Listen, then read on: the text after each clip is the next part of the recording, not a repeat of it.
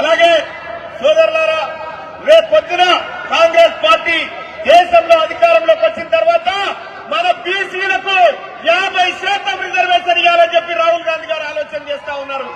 సోదరులారా, ఇంకంతేకాదు అనేకమైనటువంటి ప్రజా సంక్షేమ కార్యక్రమాలను కాంగ్రెస్ పార్టీ మీ ముందుకు తీసుకురాబోతా ఉంది.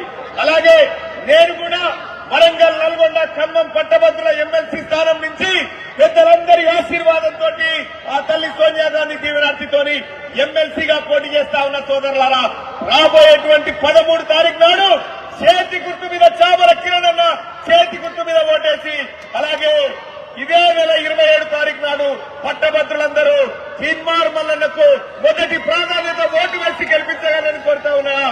జై కాంగ్రెస్, జై కాంగ్రెస్, చేతి గుర్తుకే, చేతి గుర్తుకే.